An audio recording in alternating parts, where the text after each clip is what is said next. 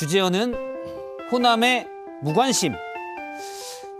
민주당이 이번 주말에 권리당원 3분의 1이 몰려있는 호남 지역 경선을 앞두고 있죠. 지금은 이재명 의원이 많이 앞서가 있고 박용진 의원이 뒤따라가는 형국인데 이제 권리당원 숫자가 가장 많은 호남을 하기 때문에 여기에서 이제 눈길을 끌고 있습니다. 그런데 박용진 의원이 오늘 페이스북에 글을 하나 올렸습니다. 이번 전당대회 호남의 온라인 투표율이 심각하게 낮습니다. 민주당의 뿌리인 호남이 전국 꼴찌 투표율입니다. 무슨 이야기인가 하면 투표율을 좀 보면 민주당 자료입니다. 지금 투표 비중이 40%인 권리당원의 투표가 되는데 이게 이제 온라인 투표를 먼저 하고 그다음에 이때 온라인 투표에 투표를 안 하신 분들이 강제 ALS로 들어가게 됩니다. 그러니까 온라인 투표는 자발적으로 투표를 하는 건데 대구가 온라인 투표율이 43%, 인천이 25%, 대전이 21%였는데 최근 종료된 호남의 온라인 투표, 이제 권리당원은 주말에 하지만 온라인 투표만 놓고 보면 17, 16, 18%밖에 안 됩니다. 호남이 가장 큰 터전이라고 했는데 뿌리라고 했는데 왜 이렇게 관심이 없냐라는 거죠.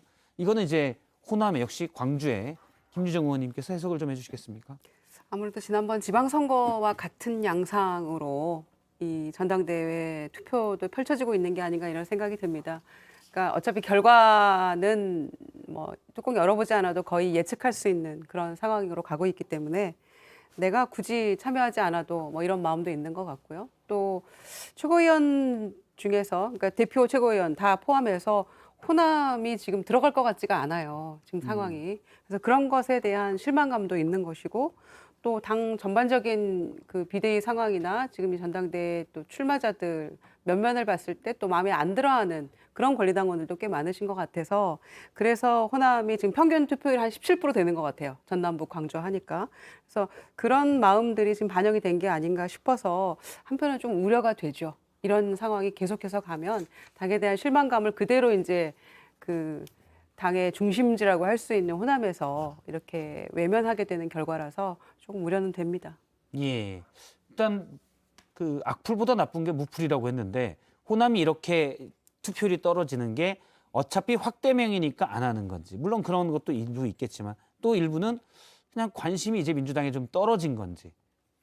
저는 일단 그 지난 요번까지 해서 3번의 최고위원 선거에서 전북의 한병도, 그 다음에 전남의 서삼석, 이번에 광주의 송갑석, 이게 3명의 의원이 뭐 송갑석은 해봐야 알겠습니다만 앞에 2 의원이 연달아 떨어졌는데 호남 지역 전북, 전남, 광주는 그래도 의견을 좀 모아서 한 분이 대표로 출마를 하려고 노력은 하거든요. 그렇지 않은 경우도 있지만 그런데 이게 계속 미끄러진다는 게 호남과 수도권 그리고 중산층과 서민의 정당이라는 기존의 민주당의 정체성이 지금 안에서부터 흔들리고 있는 거예요. 그러니까 호남 입장에서는 아니 대통령 후보도 맨날 호남은 안 된다고 영남에서 내보내고 그러다 이제는 수도권으로 중심이 넘어가고 거기다 온라인 활동을 중심으로 넘어가니까 우리의 역할은 뭐냐.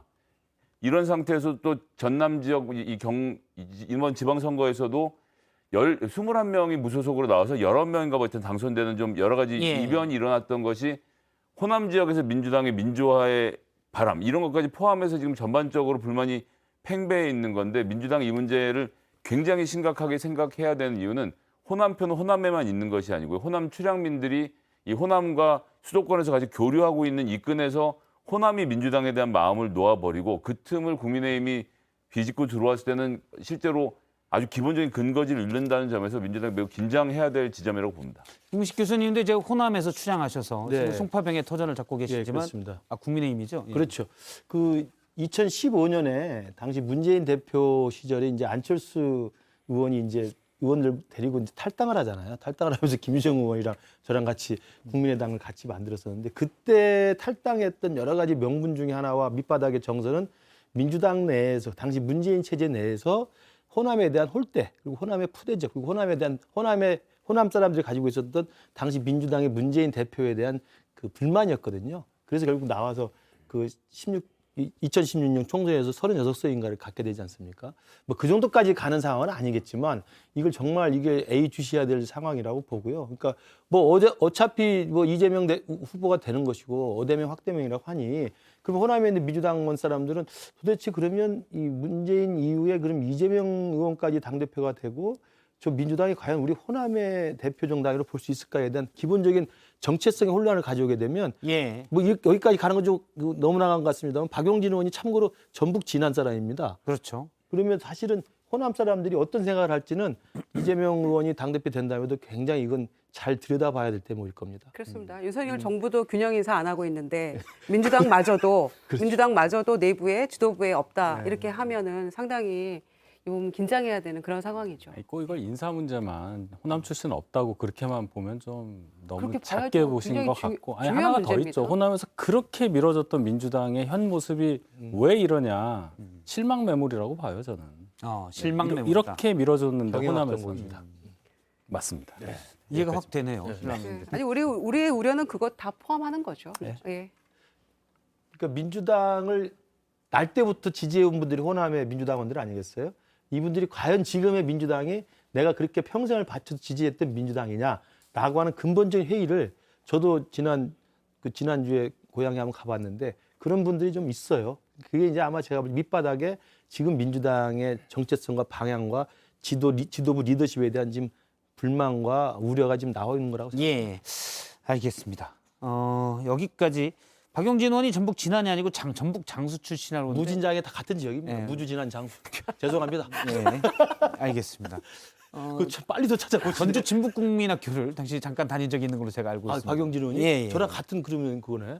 아, 저도 중북국민학교인데. 초등학교, 예. 제가 알겠습니다. 한참 선배죠. 여기 또 형 동생이 또 나오는데요. 알겠습니다. 형님이 여기 계세요. 네 분 말씀 여기까지 듣도록 하겠습니다. 고맙습니다.